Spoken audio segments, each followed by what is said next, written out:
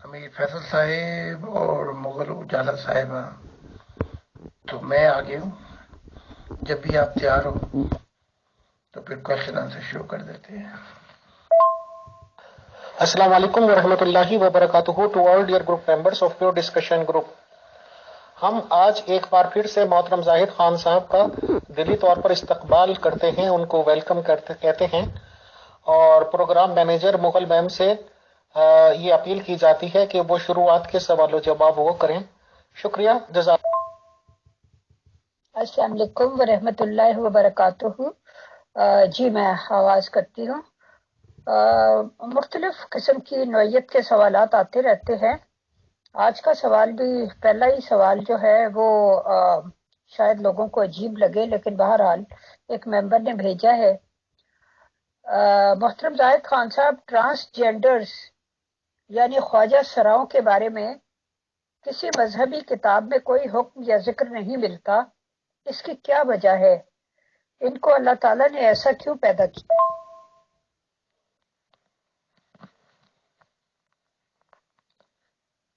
میں نے جنتوں میں دیکھا ہے کہ ایسے جنہیں ہم سویتا کہتے ہیں جرمن میں لینگویج میں، کہ ٹرانسلیشن جسے آپ نے ابھی کہا ہے،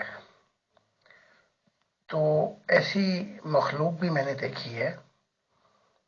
کیوں پیدا کیا ہے یہ سوال تو پھر بڑوں پہ بھی اٹھایا جا سکتا ہے کہ موسیٰ جب لیٹے ہوئے تھے تو وہ چھپکلی نے اپنا جو حاجت روائی تھی، جسے منگنیاں کہتے ہیں، یا وہ جسے آپ کہتے ہیں کہ پکانا ہی کہہ رہے ہیں، وہ موسیٰ پہ گرا. تو موسیٰ نے سوال کیا اسے کیوں پیدا کیا گیا ہے؟ تو خدا نے اسے کہا کہ یہ بھی یہی سوال کر رہی ہے کہ موسیٰ کو کیوں پیدا کیا گیا ہے. اچھا، اب ہم آتے ہیں اصل سوال. یہ جو خواجہ سراں ہیں جنہیں نا بیچ کی کریشن کہتے ہیں، تو اس کا سب سے بہتر جواب تو وہی دے سکتے ہیں. لیکن کیوں پیدا کیا گیا؟ تو جنتوں میں جو مشاہدات ہیں، تو اگر جنتوں میں مشاہدات دیکھتے ہوئے میں یہ پوچھوں کیوں پیدا کیا گیا ہے، تو مشاہدات سے واپس آنا پڑتا ہے. تو خدا کی کریشن جو ہے، اس میں اپنی جگہ متعین کرنی، یہ زندگی کی سب سے بڑی کیا کہتے ہیں کنجی ہے. ورنہ کائنات کے نظام میں یہ کیوں والی بات جو ہے پھر انسان کو بہت سے بھوروں میں پھنساتی ہے. اور اس کے جواب اب جب کبھی جنتوں میں ہوں گی تو آپ کو پھر یہی سوال اٹھائیں گے یہ کیا ہے. تو جو کچھ بھی ہے اب آگے چلیے. جی محترم، دراصل جو کیوں ہے، اسی سے ساری انسانی سوچ کی، ذہن کی ترقی کی بنیاد یہ کیوں ہے. یہ کیوں ہی تھا انسانوں کے ذہن میں، جس کی وجہ سے اتنی ایجادات ہوئی. اور باقی جہاں تک آپ نے کہا کہ یہ تو وہی بتا سکتے ہیں، یعنی ٹرانسجینڈرز ہی بتا سکتے ہیں، وہ بیچارے کیا بتائیں گے؟ وہ تو خود اس سوال کا جواب ڈھونڈتے پھرتے ہیں. وہ تو پوچھتے ہیں کہ مذہب کیا کہتے ہیں اس کے بارے میں، کیا اللہ نے ہمارے بارے میں بھی کچھ فرمایا کہ نہیں فرمایا، ہم کس قدر میزریبل لائف گزارتے ہیں. تو بہرحال اب کیا کہہ سکتے. اسی سے ملتا جلتا اگلا سوال بھی ہے. بعض لوگ کہتے ہیں کہ معذور بچے والدین کے کسی جرم یا گناہ کی وجہ سے پیدا ہوتے ہیں. آپ کا اس بارے میں کیا خیال ہے؟ آپ کا جو پہلا سوال کا حصہ ہے، یہ کیوں پیدا کیا گیا ہے اور کیسے پیدا کیا گیا ہے، اس کا سوال کریشن میں سائنس بھی ڈھونڈ رہی ہے. لیکن روحانیت جو ہے، اس کی دنیا میں جب قدم رکھتا ہے کوئی، تو مشاہدات اسے بتاتے ہیں. دیکھیں نا، آپ یورپ کے اندر بہت سے آدمی ہیں جو عورت بننا چاہتے ہیں، اپنا آپریشن کراتے ہیں. بہت سی عورتیں ہیں جو مرد بننا چاہتی ہیں اور اپنا آپریشن کراتی ہیں. اب ہم ان سے بھی پوچھیں اب یہ کیوں کرتے ہیں؟ تو کریشن کے اندر بہت عجیب عجیب چیزیں ہیں کہ کیسے اور کیوں. تو اب جب زندہ تعلق ہو جائے اور مشاہدات کی دنیا میں قدم رکھے انسان، تو اس پہ بہت سی چیزیں واضح ہوں گی اور یہ بھی پتہ لگے گا کہ اس کل کائنات میں اپنے آپ کو فٹ کر اس قانون کے اندر. اس کا جواب یہ ہے، میں بھی دے دیتا ہوں اور عیسیٰ بھی دے چکا ہے، کہ وہ کون ہے جو انہیں اندھا اور معذور پیدا کرتا ہے. اس کا جواب میں نے کئی بار دے چکا ہوں. خدا کی دنیا میں نامعذور بچے ہیں، ان کی غلطیوں کا خمیازہ ہم خود ہیں. ہم نے جو کام کیے ہیں اس کے نتائج یہ ہم بھگت رہے ہیں. تو خدا کے آئیڈیل ورلڈ میں خدا تو خود کہتا ہے کہ میری دنیا میں ایسا نہیں ہے، بلکہ نہ ایکسیڈنٹ ہیں، نہ بیماریاں ہیں، تو اور نہ تقدیر ان کو دبوچ کے کسی غلط راستے پہ لے جا سکتی ہے. تو پھر سوال ہوا خدا کی دوری، جو انسان کی دوری جو خدا سے ہے، اس سے یہ ساری بیماریاں اور ساری مصیبتیں ابھی تک لگی ہوئی ہیں. اور اسی کے لیے مجھے بھیجا گیا ہے کہ انسانیت کو اس دورائے پہ لا کے کھڑا کروں جہاں یہ سارے مسائل حل ہوں. جی محترم، بہت بہت شکریہ. یہ جو آپ نے بتایا کہ یورپ میں بعض مرد عورت بننا چاہتے ہیں اور عورتیں مرد، یہ تو چلے ان کا کوئی مینٹل ڈس آرڈر ہو سکتا ہے، لیکن بات یہ ہے کہ یہ جو کیوں کا لفظ ہوتا ہے یہ ہمیشہ اعتراض کے لیے نہیں ہوتا، بلکہ یہ اپنے علمی شعور میں اضافے کے لیے ہوتا ہے. جیسے اگر ہم سوال کریں کہ خدا تعالیٰ انبیاء کو کیوں بھیجتا ہے تو ہم یہ جاننا چاہتے ہیں اس کی ریزن کیا ہے، تو ہمیں جواب ملتا ہے کہ انسانیت خدا سے دور ہو جاتی ہے تو اس کو یاد دہانی کرانے کے لیے اللہ تعالیٰ انبیاء کو بھیجتا ہے. تو اس طرح سے ہم جب بھی کیوں کہتے ہیں تو ہم آبجیکشن کے لیے نہیں کرتے بلکہ اپنے علم میں اضافے کے لیے کہتے. بہرحال بہت شکریہ. میں اگلا سوال. محترم زاہد خان صاحب، آپ فرماتے ہیں کہ انسانی ارواح قدیم ہیں، ظاہری کائنات کی تخلیق سے پہلے ہی ان کو پیدا کر دیا گیا تھا، لیکن یہ وہاں بگڑ گئی تھی. اس لیے اس ظاہری کائنات کو پیدا کر کے ان کو ایک جسم دے کر اس دنیا میں بھیجا گیا تاکہ ان کی روحانی ترقی ہو. اب آگے تو سوال یہ پیدا ہوتا ہے کہ جب عالم ارواح میں ان روحوں کے پاس جسم بھی نہیں تھا تو تب ان کے کیا مسائل تھے؟ کیونکہ اکثر مسائل تو مادی جسم کے تقاضوں کی وجہ سے پیدا ہوتے ہیں. یعنی انسان دنیا میں مکان چاہتا ہے، گھر چاہتا ہے، جائیداد چاہتا ہے، اس وجہ سے آپس میں لڑائیاں جھگڑے، مار کٹائی، لوٹ مار، ایک دوسرے کو مارنا، قتل کرنا، یہ سب ہوتا ہے. تو وہاں تو جسم بھی نہیں تھا، تو پھر ان کے کیا مسئلے؟ روح کا بھی جسم ہے، لیکن وہ فارم جو ہے وہ ہمیں انویزیبل لگتی ہے یہاں، لیکن وہاں جو ہے اس جسم کو دیکھا جا سکتا ہے. ہاں آسانی ہوتی جب نور آ جائے، جب یہ نور نہ ہو تو اس میں جا کے فرق ہوتا ہے. اب میں آپ سے سوال کر لیتا ہوں، سوری میں سوال کر رہا ہوں، میں آپ کو جواب دیتا ہوں کہ فرشتے جو ہیں، اب یہ بات کھول دیتے ہیں، وہ عورتوں کا بھی روپ لے لیتے ہیں اور مرد کا بھی روپ، اور بہت سی فارم تبدیل کر لیتے ہیں. بلکہ مجھ پہ بھی 1,00,000 سے زیادہ خدا نے مجھے روپ دیے ہیں، اور یہ بات محمد بھی صاحب بھی کہہ چکے ہیں کہ کئی 70 یا کئی جگہ پہ اپنا کچھ ہزار کہا. یہ ارواح جو ہیں وہاں گروہ در گروہ رہتی تھی، یعنی جو جن کو پسند کرتے تھے ان کے ساتھ رہتے تھے. تو یہ ان گنت ان کی دنیا تھی انسانی روحوں کی. اسی طرح فرشتے بھی روح ہیں، اور بھی روح ہیں، پریاں بھی روح ہیں. تو وہاں یہ معاملات، وہاں بھی بھیجے جاتے تھے نبی، اور ابلیس بھی ایک مسیح تھا، ایک کئی زمانوں تک. لیکن یہ ارواح خدا کی ناشکر گزار بن چکی تھی، بھول چکی تھی یہ انسانی ارواحیں. اور یہ جو دنیایں تھیں ان کی، ان میں اندھیرے آ رہے تھے.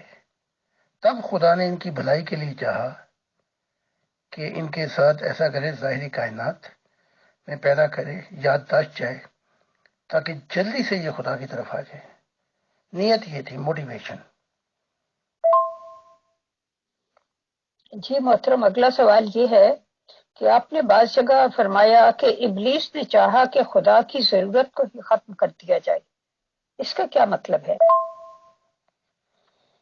یہ تو بڑی بات کی بات ہے، لیکن اسی ابلیس نے ان گنت وقت تک، کروڑوں سال تک خدا کی سیوا بھی کی ہے، خدمت بھی کی ہے، اور خدا کے ہی ہاتھوں سے اسے نوبل پرائز ملا تھا روح کی دنیا میں، صبح کا ستارہ.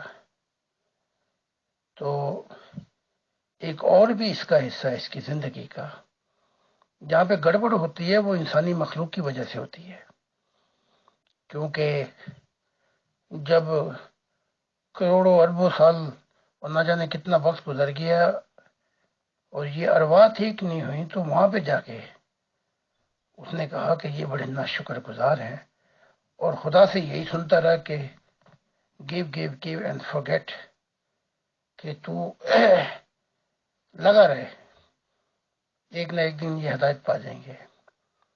تو یہاں پہ جا کے اور پھر آگے اس کو بلایا گیا تھا. اسپرچویلٹی سائنس میں بہت آگے نکل گیا تھا. پھر اس کو جب بلایا گیا، معراج کرائی گئی، بہت سی چیزیں نبیوں سے زیادہ اس پہ کھولی گئیں، تو اس سے فائدہ نہیں، نقصان ہو گیا. اس کو بلایا گیا تو یہ تھا کہ وہ مسٹکس ہو جاتا، لیکن واپس آ کے اس کو یہ خیال آئے کہ یہ اسپرچل سائنس ایسی چیز ہے کہ میں خدا کی ضرورت ختم کر سکتا ہوں، اور انہی انرجیوں کی وجہ سے جو خدا استعمال کر رہا ہے کائنات میں خدا سے بھی بڑا خدا بن سکتا ہوں. اور یہ خیال صرف اس کا نہیں تھا، بلکہ بہت سے فرشتوں، جنوں، پریوں اور بڑی بڑی کریشن کا بھی یہی تھا. تو یہی نہیں گرا، بلکہ اور بھی کائناتیں گری ہیں. تو یہ وجہ بنی کہ اس نے چاہا کہ میں خدا کی ضرورت ختم کر سکتا ہوں. یہ کام تو سائنس بھی کر رہی ہے کہ پتہ کرا کہ خدا کی ضرورت کو ختم کرتے کہ کائنات میں کوئی خدا. جی محترم، شکریہ. اب یہ بتائیں کہ یہ جو ارواح خدا تعالیٰ نے پیدا کی ہیں، انسانوں کی اور بھی چیزوں کی، جس چیز کی بھی کی ہے، پیدا تو ان کو خدا نے کیا ہے، لیکن کیا اس نے ان کو ہمیشگی دے دی ہے اپنی طرح، جیسے کہ وہ ہمیشہ رہے گا، اس طرح کیا ارواح کو ہمیشگی دے دی گئی ہے، یا کیا یہ کبھی دوبارہ ختم کی جا سکتی؟ جی ہاں، اس کا جواب، سوال بھی بڑا اچھا ہے اور جواب بھی سننے کے قابل ہے. خدا نے کہا کہ جو کچھ میں ہوں وہ میں نے انسان کو دے دیا، اور مخلوقاتوں کو بھی. یعنی کہ میں دیکھتا ہوں، سنتا ہوں، سونگتا ہوں، ایموشن ہے، یہ 5 چیزیں. تو ان کو خدا نے مجھے، جب میں نے خدا سے سوال کیا تو اس نے کہا کہ میں کر سکتا ہوں کہ کائنات کو، جو بھی کریشن ہے، ان کو ختم کر کے کچھ اور بھی بنا سکتا ہوں. لیکن میں ایسا کروں گا نہیں۔ تو ان کو ہمیشہ کی زندگی دے دی خدا نے، اور خدا اپنے وعدے پہ قائم رہے گا، لیکن پوری کائنات اور انسانوں اور مخلوقات کی زندگی کا اثر سول پر ہے۔ God is a subject of universal prime force sources SOUL. God is a original source of life، جہاں سے زندگی کے کیا کہتے ہیں اسپارک شروع ہوتے ہیں۔ تو اگر وہ نہ دے تو پوری کائنات ہی اندھیروں میں غائب ہو جائے گی۔ جی محترم، بہت شکریہ۔ آپ نے کسی جگہ فرمایا تھا، کسی کتاب میں نے پڑھا تھا، کافی پرانی بات ہو گئی، کہ آپ نے فرمایا تھا کہ دوزخیں بھر گئی ہیں اور اب تو ابلیس بھی اکتا چکا ہے اور واپس جنتوں کو جانا چاہتا ہے جہاں وہ پہلے رہا کرتا تھا، اور سوری کٹ گیا تھا، اور آپ سے اس کی کہیں ملاقات بھی ہوئی تھی، جس کے دوران آپ نے اس سے جب اظہار ہمدردی کیا تو اس کی آنکھوں میں آنسو آ گئے، اور آپ نے کہا کہ آپ اس کے لیے دعا کریں گے، تو وہ رونے لگا۔ کچھ اس قسم کے میں نے کچھ چیزیں پڑھی تھی، تو اس کے بارے میں آپ کیا کہتے ہیں کہ اگر وہ میرا مطلب ہے انف ہو گئی ہے اور اب وہ بھی اکتا چکا ہے انسانوں کو بہکانے سے، تو کیا اب اس نے یہ کام چھوڑ دیا ہے؟ 40 سال تو اس نے میری گوش مالی کی، بڑے بڑے کراس دیے، کئی کئی جگہوں پہ میں مر بھی سکتا تھا، اور وہ 40 سال جب یہ وقت پورا ہو گیا تو وہ آیا جنگل میں اس لیے تھا کہ اب تو کون سا بدلہ لے گا، کیونکہ جیسے عیسیٰ نے کہا کہ میں خونی ہوں اور میں خونیوں کا باپ ہوں اور میں ہوں آقا اس زمین کا، جیسے محمد صاحب نے کہا، شروع سے یہیں کرتے اعوذ باللہ من الشیطان، اور بہت کچھ کہا۔ تو اب تو کیا بدلہ لے گا؟ جیسے اسلام کے اندر سب کچھ شیطان پہ ڈالتے ہیں، تو وہاں جب میں یہ بتا رہا تھا کہ میں تجھ سے وہ بدلہ لوں گا کہ تیرا حال بتاؤں گا جنتوں میں تیری محبت کیا تھی، وہ کون سے نغمے تھے، وہ کون سا انگنت وقت تھا جب تو نے روحوں کی خدا کی محبت میں سیوا کی۔ یہ سارا کچھ ایک کنورسیشن میں لکھا ہوا ہے۔ تب وہ جا کے میں نے دیکھا اس کی آنکھ میں آنسو آئے، اور پھر بعد میں آیا اور کہا مجھے یہ کتاب دے دے۔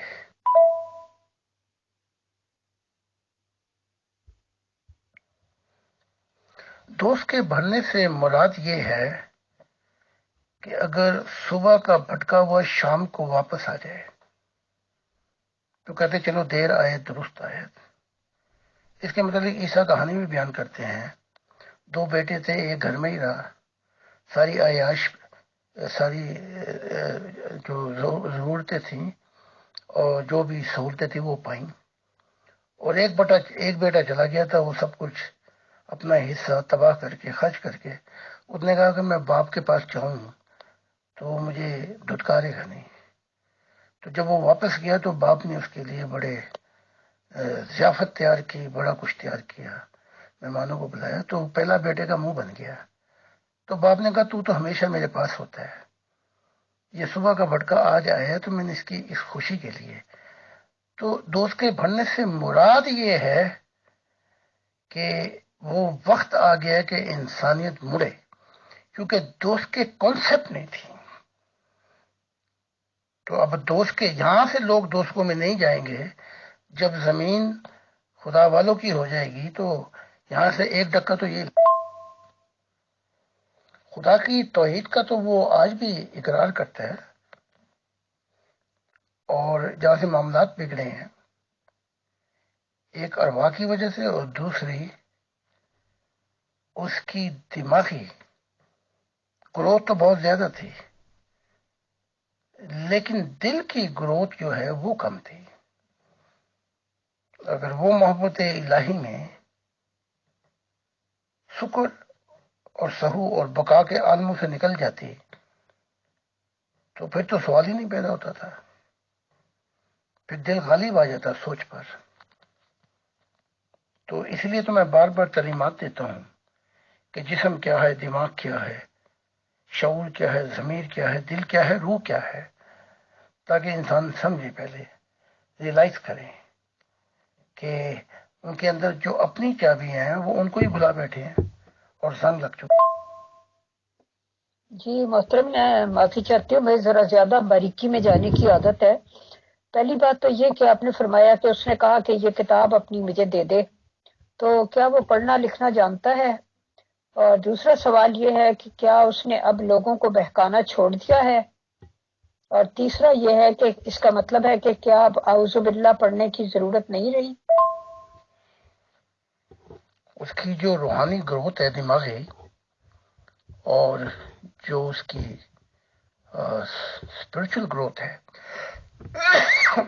اس میں تو انسانیت کو کروڑوں سال چاہیے. تو میں سمجھتا ہوں کہ اب اعوذ باللہ ہمیں پناہ دے اور سب کچھ شیطان کراتا ہے اور ہم اسے ٹھیکریاں مار کے آتے ہیں، تو ہمیں باز آ جانا چاہیے. تو اب وہ جو ہے دوستوں میں جو کام کر رہا ہے وہ چاہتا یہ ہے کہ خود نکل آئے، اور اس میں اتنی گروتھ ہے کہ وہ نکل سکتا ہے، لیکن فرشتے اسے الزام دیتے ہیں کہ تو موٹیویٹڈ تھا، جس کی وجہ سے بہت سا نقصان ہوا. تو اب چونکہ میں نے یہ سارے واقعات لکھے ہیں خدا کی ہم کلامی میں، تو آئندہ جو نسلیں ہوں گی وہ گرا کھوتے سے تو غصہ کمار پہ وہ شیطان کو الزام تراشی نہیں دیں گے، بلکہ ابلیس نے مجھ سے خود ہی کہا جنگل میں، اب جو نسلیں آئیں گی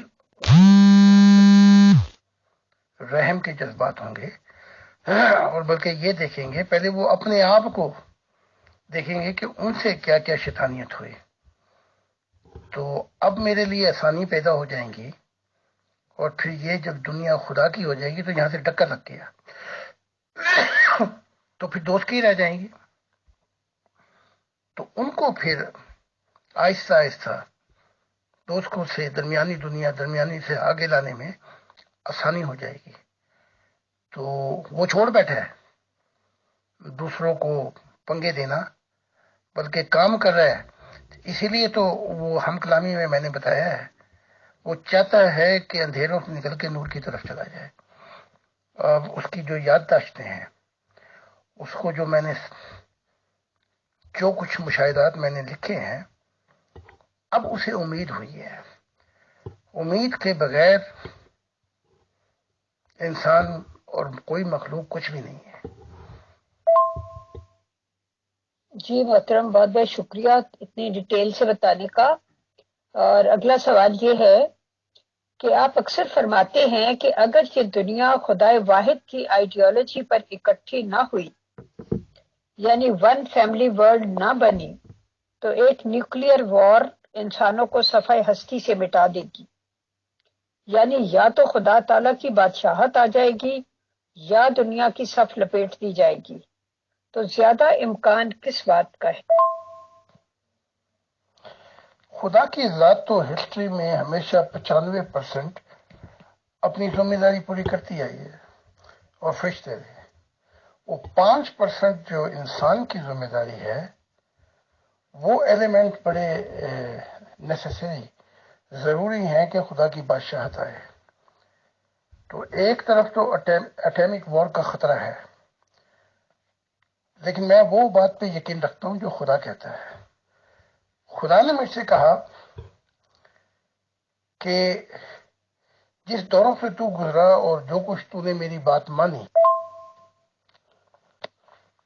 کوئی بار بار ٹیلی فون کر رہا ہے، میں نے بلاک تو کیا ہے، پھر کوئی اور کر رہا ہے، اس لیے بڑی ڈسٹربیشن ہو گئی. تو میں بات کر رہا تھا کہ خدا نے کہا تو نے میری بات مانی اور تو نے میری محبت الہی کے جو کچھ بھی تھے مشاہدات انسانیت کو بتا دیے. اس لیے اب اگر تیری دنیا میں نہیں آ سکی خدا کی دنیا، تو دوسری اور تیسری نسل میں میری بادشاہت قائم ہو جائے گی. تو خدا کی بات آخری بات ہے. تو میں سمجھتا ہوں کہ یہ اٹامک وار کا جو خطرہ ہے یہ ٹل جائے گا. اس لیے میں کوشش کر رہا ہوں. خدا نے کہا 7,000 ارواح ایسی ہیں جو مل گئی تو خدا کی بادشاہت یورپ میں پھر پوری دنیا میں آ جائے گی. تو انسان کا کام کوشش کرنا ہے، لیکن اٹامک وار کا خطرہ دور ہو جائے گا. اور ایک اور بات بتا دیتا ہوں، اگر یہ ہوئی تو ایک محدود علاقے میں ہوگی اور پوری انسانیت اس سے سبق سیکھے گی محدود پیمانے پہ. اور پھر فوراً دنیا ایک پلیٹ فارم پہ اکٹھی ہوگی. اس کے بعد سب سے پہلے ان ہتھیاروں کو کیا جائے گا کہ یہ استعمال نہ کیے جائیں اور ان کو بالکل خراب کر دیا جائے گا کہ ان کا استعمال آئندہ نہ ہو. لیکن میں نے جو خدا کی دنیا دیکھ لی ہے وہ دنیا اب آئے گی. اٹامک وار کا خطرہ ٹل گیا ہے. یہ صرف محبت الہی کا تھی. جی محترم، بہت شکریہ، خدا کرے کہ ایسا ہی ہو. اگلا میرا سوال یہ ہے کہ ذوالقرنین صاحب کا جو واقعہ قرآن کریم میں بیان ہوا ہے، مرزا غلام احمد قادیانی صاحب نے فرمایا کہ یہ ایک پیشگوئی تھی جو آئندہ دور میں پوری ہونی تھی اور یہ ان کے ذریعے پوری ہوئی ہے. یعنی انہوں نے اس واقعہ کو اپنے اوپر چسپاں کیا ہے اور فرمایا ہے کہ ذوالقرنین کا مطلب ہے 2 صدیوں کو پانے والا. میں نے ہر قوم کے حساب سے 2 صدیوں کو پایا، جیسے کہ میں نے 2 ہجری صدیوں کو پایا ہے، اسی طرح 2 عیسوی صدیوں کو پایا ہے. اور دیگر ہر قوم کی جو بھی صدیاں متعین ہیں میں نے اس میں سے 2 صدیوں کو پایا ہے. اور انہوں نے یہ بھی فرمایا کہ ذوالقرنین نے یاجوج اور ماجوج کے حملوں سے بچنے کے لیے جو دیوار بنائی تھی، ایسی ہی دیوار میں نے بھی دلائل اور براہین سے بنا دی ہے، اور اب یاجوج ماجوج اس پر نہیں چڑھ سکتے، یعنی کہ کوئی بھی جماعت احمدیہ کے دلائل کو نہیں توڑ سکتا. آپ اس بارے میں کیا فرماتے؟ 2 صدیوں کو پایا تو برکتیں پھر بڑی لمیٹیڈ ہیں. اور غلام احمد صاحب تو یہ بھی کہتے ہیں کہ میں سب نوروں میں آخری نور ہوں. اس کے بعد خدا کے نور کے جو سٹور روم ہیں وہ بھی ختم ہو گئے اور میں آخری راہ ہوں. اس کے بعد وہی بات، میرے بعد کوئی راہ بھی نہیں ہے. تو غلام احمد ذوالقرنین کو الیگزینڈر دی گروس، اس نے یہ چائنیز نے جب یہ دیوار بنائی تھی یا ذوالقرنین ادھر آیا تو یہ وہ چھلانگ پھاڑ کے وہ یہ قوم نکلے گی. یہ چائنا کی طرف اشارہ ہے. یہ تمثیلی پیغام تھا، لیکن قرآن اس کو بھی کہتا ہے کہ وہ بھی نبی تھا. مراد یہ تھی کہ یہ قوم ایک دفعہ چھا جائے گی، چائنیز قوم یہ پھلانگے گی اور پوری دنیا پہ جائے گی. تو وہ اصل بات میں بتا ہی دیتا ہوں. میں نے دیکھا کہ میری تعلیمات 2 یا تیسری نسل میں کثرت سے پھیلی، اور یہ چائنیز جو تھے ان کا تعلق بہت زیادہ تھا خدا کے ساتھ، اور انہوں نے کنٹریبیوشن کیا کہ خدا کی بادشاہت زمین پہ قائم ہو. اور وہ برکتیں جو یورپ نے اگر نہ خدا کی سنی، اور امریکہ سے تو نور نکل چکا ہے، اب یہ نور یہاں پہ پھر یہاں سے نکل کے چلا جائے گا چائنا کی طرف. تو جو لمیٹڈ بات کرتا ہے اس کے لیے پھر لمیٹیشن بھی ہو جاتی ہیں، جو غلام احمد قادیان کے لیے ہوئی. اب دیکھو خدا نے مجھے کہا کہ تو ہر زمانے کا مسیح ہے، ہر زمانوں کا مسیح ہے. تو کہیں خدا نے 2-3 صدی کی شرط نہیں لگائی، یا میں نے تجھے ہمیشہ ابدی اپنا دل کہا، کہیں شرط نہیں لگائی. تو بس کہنے والے کے منہ سے ہر نبی بھی اپنی زبان کے پیچھے چھپا ہوا ہے، اور بعض اوقات شعور اور ناشعوری میں ایسی باتیں کر جاتا ہے کہ جس کا نقصان اس کے ماننے والوں کو بھی ہوتا ہے اور آنے والی نسلوں کو بھی ہو جاتا ہے۔ جی محترم، بہت بہت شکریہ۔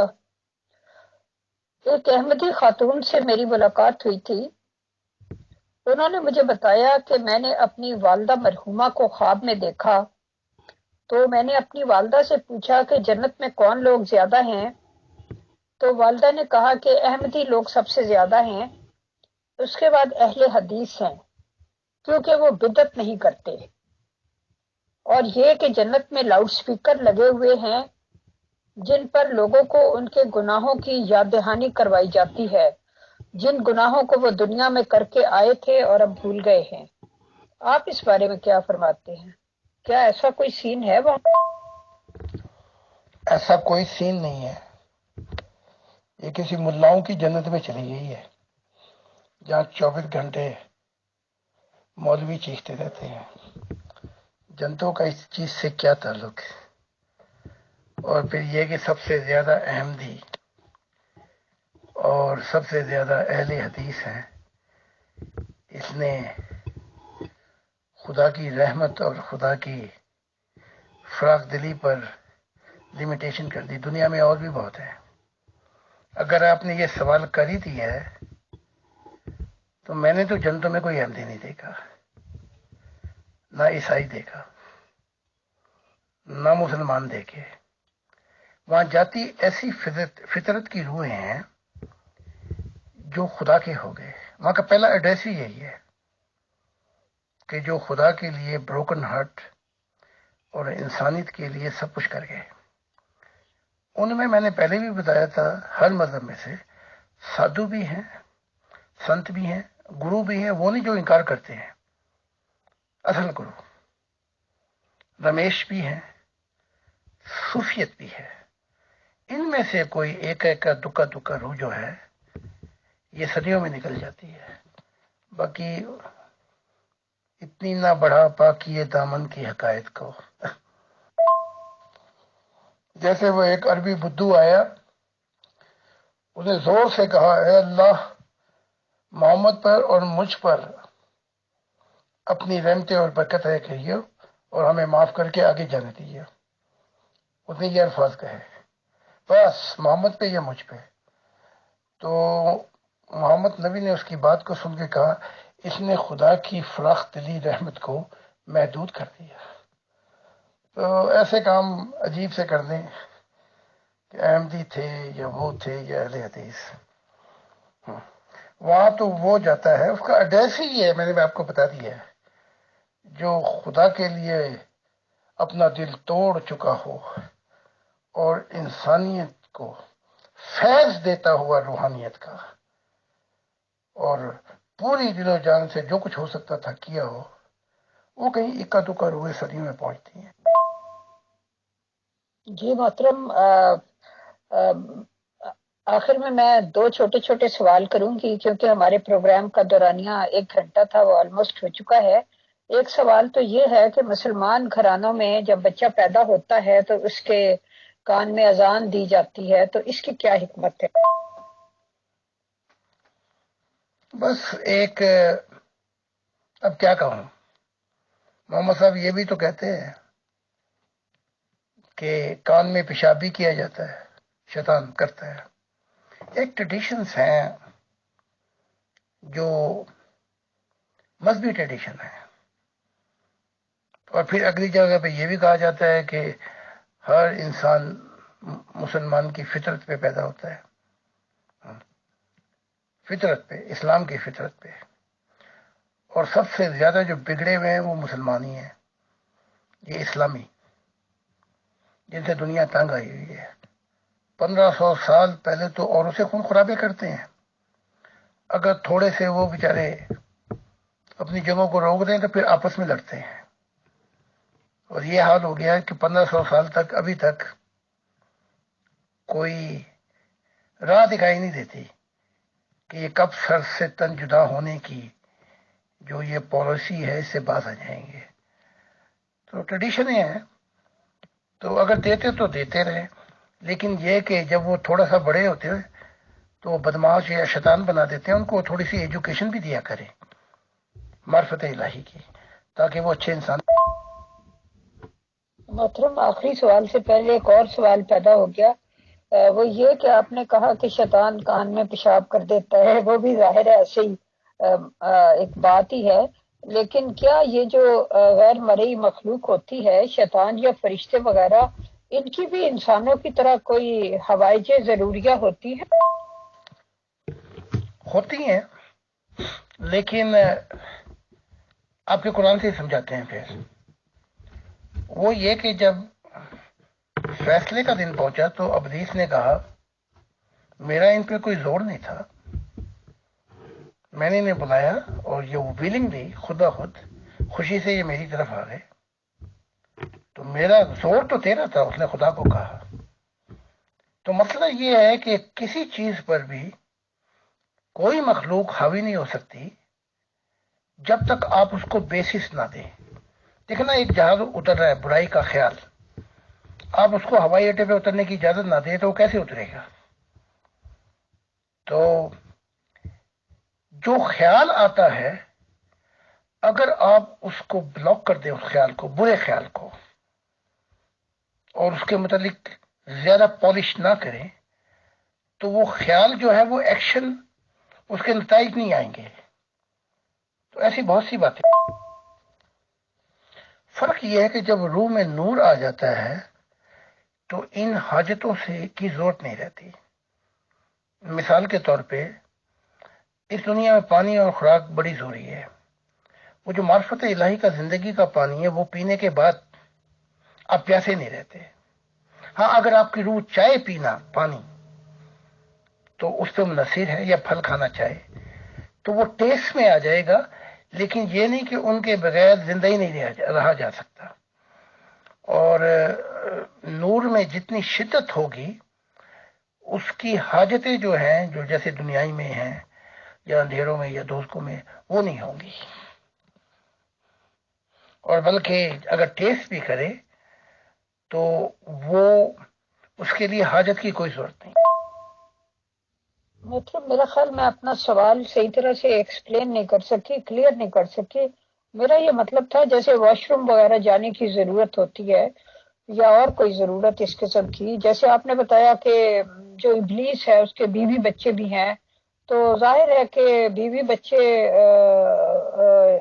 اب پتہ نہیں کس طرح ہوئے ہوں گے، انسانی طور طریقے ہیں یا کچھ اور طور طریقے ہیں، مجھے نہیں اندازہ اس کا، لیکن میرا یہ مطلب تھا کہ کیا ان کی کوئی فزیکل وہ ہوتی ہے شکل صورت ان کی روح کی، جس کو ایسی کوئی؟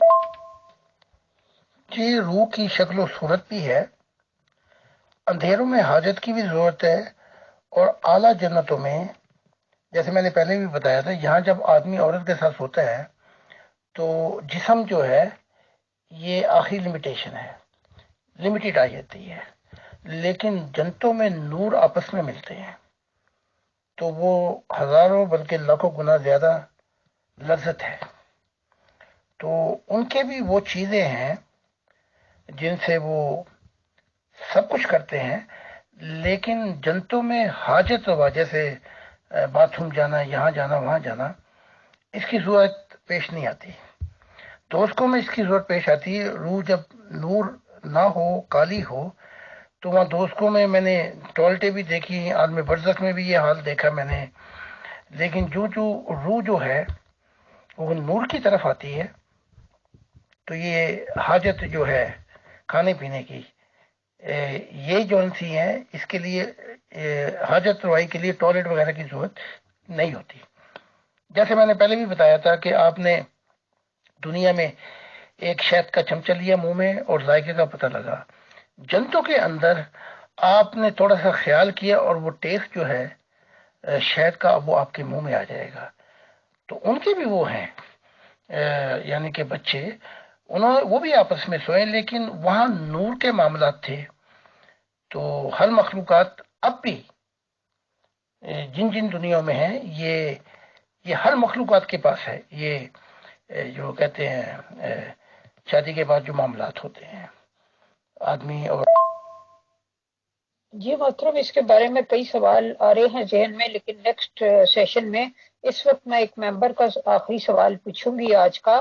انہوں نے پوچھا ہے کہ نماز استسقاء جو ہوتی ہے، یعنی جب مدت تک خشک سالی رہے تو بارش کے لیے جو دعا کی جاتی ہے، کہیں باہر جا کے جنگلوں وغیرہ میں نماز پڑھی جاتی ہے، 2 رکعت ہوتی ہے، تو اس میں دعا کے بعد جو چادر الٹا دی جاتی ہے، لوگوں نے جو بھی چادر پہنی ہوتی ہے اس کا اندر کا حصہ باہر کر دیا جاتا ہے یا اوپر کا حصہ نیچے کر دیا جاتا ہے، تو اس میں کیا حکمت ہوتی ہے؟ بس یہ ٹریڈیشنیں ہیں۔ اب تو یورپ میں دعا کرنے کی ضرورت تھوڑی ہے، بلکہ آرٹیفیشل وہ بارش بھی کر دیتے ہیں۔ خدا کے ہو جاؤ، تم پہ سب کچھ کھول دیا جائے گا۔ ان ایسی ٹریڈیشنوں میں یہ وہ وقت تو ٹھیک تھا جب جاہلیت زیادہ تھی، جب عرب کے وقت کے اندر یہ انبیاء آتے رہے یا دوسری طرف سے۔ اب جیسے کہا گیا تھا کہ محمد صاحب نے کہا تھا کہ سورج اجازت لیتا ہے، غروب ہوتا ہے تو خدا کے پاؤں پر جا کے، یعنی کہ خدا کے حضور اگلے دن نکلنے کی اجازت مانگتا ہے۔ اب سائنس نے بتا دیا یہ ایسی باتیں نہیں ہیں، تو سورج جو ہے اپنے محور پہ گھومتا ہے، اور یہ چیزیں ہیں وقت کے ساتھ ساتھ بدل جاتی ہیں۔ آج کی جو سب سے بڑی ضرورت ہے وہ یہ ہے کہ روحانیت میں زندہ خدا کو کیسے پایا جائے۔ باقی یہ ساری ٹریڈیشنیں ہیں، یہ وقت کے ساتھ، تعلیمات کے ساتھ، اور آئندہ جو سائنس ہوگی وہ ان سب چیزوں کو بدل کے رکھ دے گی۔ محترم زاہد خان صاحب and all dear group members of pure discussion group, السلام علیکم۔ حالانکہ اس ٹاپک پہ محترم زاہد خان صاحب کا کافی کچھ جواب آ گیا ہے، بٹ میں اپنی ایک انفارمیشن بھی شیئر کرنا چاہوں گا۔ میں بہت سارے مسلم گھروں میں آتا جاتا ہوں بچپن سے، اور طرح طرح کے لوگوں سے ملا ہوں۔ تو اس ریگارڈنگ جو مغل میم نے سوال کیا تھا کہ بچے کی کان میں اذان دینے والا، تو اس کے کانسیپٹ کی جانکاری میرے نظر میں یہ لائی گئی تھی کہ جب پریگننٹ ہوتی ہے ایک لیڈی، تو پتہ نہیں بتا رہے تھے اس وقت اس میں روح پھونکی جاتی ہے خدا تعالیٰ کی طرف سے، اور جس وقت روح پھونکی جاتی ہے اسی وقت فرشتے آتے ہیں، جیسے کہ بتاتے ہیں کہ قبر میں بھی جاتے ہیں منکر نکیر۔ بہرحال وہ یہ وعدہ وعید لیتے ہیں کہ آپ کو روح دی جا رہی ہے، آپ کو دنیا میں بھیجا جا رہا ہے، اور وہ وعدہ لیتے ہیں کہ وہ مذہب لا الہ الا اللہ محمد رسول اللہ صلی اللہ علیہ وسلم کلمہ بھی پڑھاتے ہیں، اور یہ کہتے ہیں کہ آپ کو اسی دین میں، جو کہ اصل دین ہے مذہب اسلام میں ہی۔ تو کیونکہ وہ روح اسی وقت ڈالی گئی تو اسے زیادہ نالج ہوتی بھی نہیں ہے۔ بہرحال پھر یہ بتاتے ہیں اس کا الٹیمیٹلی وہ بات کہ جیسے ہی وہ بچہ دنیا میں جنم لیتا ہے تو اس کے دماغ میں وہی باتیں گردش کرتی رہتی ہیں، اور اس کی روح تڑپتی ہے اور تڑپتی رہتی ہے کہ وہ آخر کس جگہ پیدا ہوا ہے۔ تو یہ بتاتے ہیں پھر ان کے مسلمان لوگوں میں سے سنا ہے کہ اذان جب اس کے کانوں میں دی جاتی ہے، جو کہ اکثر کر کے فادر یا دادا یا گھر کے بڑے ہی دیتے ہیں کوئی نہ کوئی، تو اس کی روح بالکل سکون اختیار کر لیتی ہے، اور وہ خوشی سے جھوم اٹھتا ہے کہ چلیے میں نے جو کلمات وہاں پہ سنے تھے وہی لگ بھگ کلمات یہاں پہ سنے ہیں، اور خدا کا شکر بجا لاتی ہے وہ روح کہ وہ مسلمان گھرانے میں پیدا ہوا اور مذہب اسلام میں آیا۔ تو محترم زاہد خان صاحب اس ریگارڈنگ آپ اپنے کمنٹس ضرور دے دیجیے گا، تاکہ آپ کے یہ کمنٹس میں ان لوگوں کو سناؤں جو کہ اس طرح کی باتوں میں اپنا دھیان لگاتے رہتے ہیں۔ شکریہ۔ اگر اتنی کو تو یہ کرمنل کیسے بن جاتے ہیں، اور پھر تڑپتی ہے اور پھر اذان تو اس کو سکون ملتا ہے، تو پھر ان کا سکون کیوں اجڑ جاتا ہے؟ بس اذان تک یہ ہے کہ اذان سے آگے بھی ان کا اندھا پن چلتا ہے یا ان کی روحانی آنکھیں کھلتی ہیں؟ انہوں نے کیا کیا باتیں بتائی ہوئی ہیں، یہ سب مذہبوں کا اندھا پن ہے۔ انہوں نے اپنے لیے ٹریڈیشنیں بنا لی اور مختلف دکانیں کھولی ہوئی ہیں، ان کا حقیقت سے کیا تعلق ہے؟ کہ وہ فرشتے وعدہ وحید دیتے ہیں تو یہ پھر سب سے بڑی دنیا کا سکون تباہ کر دیتے ہیں یہ مسلمان۔ تو چنگے فرشتے آئے وعدہ وحید لینے والے. تو اس کے متعلق جو اذان دیتا ہے وہ بھی گیا گزرا، اور جو بچے بلکہ نہ ہی دے تو اذان بہتر ہے. اس جو اذان دینے والا ہے وہ بھی اندھا. اسی قسم کی باتوں سے یہ ان ملکوں میں روحانیت ختم ہو گئی ہے، بلکہ ملنگ زیادہ پیدا ہوتے ہیں اور مزار پہ ان کی بدعتیں، ان کے عجیب عجیب قصے بتاتے ہیں کہ یہ کتنی بگڑی ہوئی روحیں ہیں. تو پتہ نہیں یہ کیا کیا قصے کہانیاں گھڑ کے بیٹھے ہوئے ہیں، لیکن ایک کام نہیں کرتے. بس یہ وہ جس طرف وہ بلاتا ہے کہ جہاں اندھا پن دور ہوتا ہے انسان کا، اور جہاں خدا کی آنکھ سے دیکھ کر زندگیاں بدل جاتی ہیں، اس کی طرف کوئی اذان نہیں دیتے. کہتے ہیں کہ اللہ کے سوا کوئی معبود نہیں، اذان دیتے ہیں، اور اپنا انکار نہیں کرتے. اپنے سارے بت اپنے اندر بٹھا کے بیٹھے ہوئے ہیں. بارشوں کو اذان دو، ان کو اذان دو، ان کو بلاؤ، وہ اس بت کو بلاؤ. تو یہ اندر کی دنیا تو ان کی ایسی ہے جو سڑی ہوئی ہڈی ہے. تو میں اب کیا کہوں؟ تو خدا کی طرف تاکہ اندھا پن دور ہو اور روحانیت کھلے، معاملات طے ہوں آنے والی نسلوں کے، وہاں نہیں جاتے. محترم زاہد خان صاحب، ہمارے یہاں تھوڑا سا یہ ماحول چل نکلا ہے، اور اس کی شروعات میں اگر یہ کہوں، اچھا آپ آڈیو، ایک علم معرفت سے ناواقفیت ہے، اور ایک جو کوئی شخص تعلیم یافتہ ہو جائے گا اس سے آپ اس قسم کی فضول یا جاہلانہ باتیں نہیں کر سکتے. وہ سن کے آپ پہ ہنسے گا. اگر یہی باتیں جو ہیں یہ ان کی ٹریڈیشن ہے، آپ یورپ میں بیان کریں تو ہنس ہنس ان کے پیٹ میں درد ہو جائے گا. یہ تعلیم کا بھی بہت ہی فقدان ہے.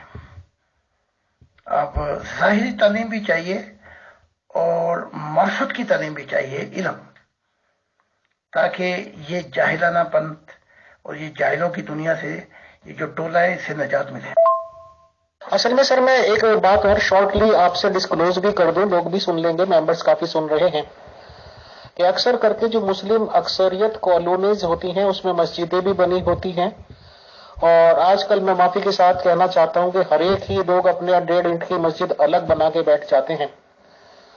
تو بہرحال ان مسجدوں کی دیواروں پہ بہت بڑا جو بہت دور سے نظر آئے لکھا ہوا ایک لائن ملتی ہے کہ آدمی کی زندگی کیا ہے، اور پھر یہ بتاتے ہیں کہ آدمی کی زندگی کیا ہے اذان سے نماز تک. آدمی کی زندگی کیا ہے اذان سے نماز تک. اور جب میں نے معلومات لی کہ بھائی اس کا کیا مطلب ہوا، تو ان کا کہنا وہ بھی جاہلوں کی رسمیں پوری کرتے ہیں اور پتسمہ دے کے پیسے کماتے ہیں. ایک عیسیٰ نے بھی دیا تھا، پتسمہ لیا تھا یا سے، چاہیے تھا کہ خود دیتا، تو اس یا نے بھی کام خراب کر دیا اس کا. یہ پتسمہ، یہ روح کا پتسمہ تو دیتے نہیں، نہ لیتے ہیں، اور ظاہری پتسمے دیتے بیٹھتے. تو مجھے بتایا گیا کہ جب مسلمان بچہ پیدا ہوتا ہے تو اس کے کان میں اذان دی جاتی ہے، وہاں سے زندگی شروع ہوئی، اور جب بندہ مر جاتا ہے وہی بچہ، تو اس کی جب ڈیتھ ہو جاتی ہے تو نماز جنازہ پڑھائی جاتی ہے، اور اس نماز جنازہ میں کیونکہ اذان نہیں دی جاتی ہے تو اس لیے یہ کہتے ہیں کہ اذان سے نماز تک کی زندگی ہے. بہرحال جو میری پھر باتیں بعد میں ہوتی رہیں گی وہ انشاءاللہ بعد میں. بہت شکریہ، بہت جزاک. آتے ہوئے اذاں ہوئی جاتے ہوئے نماز، آتے ہوئے اذاں ہوئی جاتے ہوئے نماز، اتنے قلیل وقت میں آئے چلے گئے. بڑا احسان ہوگا امیر فیصل صاحب کا کہ اگر مجھے اس دنیا میں واپس نہ لے کے جائیں، میں تو گھٹ کے مر جاؤں گا. تو ہاں یہ کہوں گا کہ احسان ہوگا تیرا، مجھے درد محبت لینے دو. تو وہ تو ٹھیک ہے، لیکن خدا کا شکر ہے ان چاہلوں کی دنیا سے مجھے نجات دے دی۔ اس کے لیے میں راتوں کو اٹھ اٹھ کر دعائیں مانگتا ہوں کہ تو نے مجھے ان کی دنیا سے نجات دے دی کم سے کم۔ ان کی نمازیں بھی ایسی، ان کی گھنٹیاں بھی ایسی، ان کے سجدے بھی ایسے۔ وہ اقبال صحیح کہہ گیا، میں جو کبھی سرے بسجدہ ہوا، زمین سے یہ آنے لگی صدا، تیرا دل تو ہے صنم آشنا، تجھے کیا ملے گا نماز میں۔ تو اپنے صنم آشناؤں کو تو نکال کے دیکھو پہلے، تاکہ کچھ ملے خدا کی طرف سے۔ جی محترم زاہد خان صاحب، میں تو صرف ایک دو بار غلطی سے وہاں پہ چلا گیا، اور جبکہ وہاں کے ماحول دیکھے، اور میں معذرت کے ساتھ یہ بھی سچائی بیان کرنا چاہوں گا کہ اگر آپ ایک کالونی میں سے نکل کے ہندو کالونی میں سے جا رہے ہیں اور راستے میں آپ کو معلوم بھی نہیں ہے کوئی مسلم کالونی پڑ گئی ہے، تو وہ آپ کو اپنے آپ پتہ چل جائے گا، کہیں نہ کہیں 2-4 سال 5 سال کا بچہ آپ کو ایسی مغل ذات گالیاں دیتا ہوا مل جائے گا، تو آپ فوراً سمجھ جائیے گا کہ مسلم محلے کے اندر آ چکے ہیں آپ۔ مسجد تو بنا دی 2 دن میں، ایمان کی حرارت والوں نے، من اپنا پرانا پاپی ہے، برسوں میں نمازی بن نہ سکتا۔ سوری، میں نے شعر یہ شاید غلط پڑھ دیا، 2 دن کے بجائے شب بھر ہے، مسجد تو بنا دی شب بھر میں، ایمان کی حرارت والوں۔ میرا باہر انگلینڈ جانا ہوا، لندن، برمنگم، آپ یقین نہیں کریں گے کہ ایسے علاقے بنا دیے ہیں، آپ اس کے اندر پہنچ جائیں تو آپ یہ سمجھیں گے آپ کہیں گوال منڈی یا پاکستان کے کسی بیک ورڈ شہر میں پہنچ چکے ہیں۔ یہ جہاں بھی گئے ہیں اپنی داستان چھوڑ کے آئے ہیں، اور میں صاف کہتا ہوں چاہے کتنی کہ ایمان کا حصہ ہے پاکیزگی، سب سے زیادہ گندے جو ہیں یہ مسلمان ہیں۔ اس کے بعد جو نمبر 2 باری آتی بھائی بندوں کی، وہ سنگھ ہے، ٹھیک ہے۔ بلکہ میں نے ہندوؤں کو بھی دیکھا کہ وہ یہاں آ کے بہت ایجوکیٹڈ ہو جاتے ہیں، اور تہذیب و تمدن جیسا دیس ویسا بھیس بدل جاتا۔ غالباً وہ شعر یہ ہے، مسجد تو بنا دی پل بھر میں، ایمان کی حرارت والوں نے، من اپنا پرانا پاپی ہے، برسوں سے نمازی بن نہ سکا۔ دل کی تو کوئی نماز پڑھی نہیں انہوں نے، پتہ نہیں سر کی نماز پڑھ کے آئے۔ تو وہ یوں ہے، جہاں سر جھکا تھا وہاں زن جھکا، اب مجھے شیطانیت سے کوئی روکے گا کیا، لیکن جہاں دل جھکا تھا وہاں سر جھکا، اب مجھے کوئی سجدوں سے روکے گا کیا۔ بس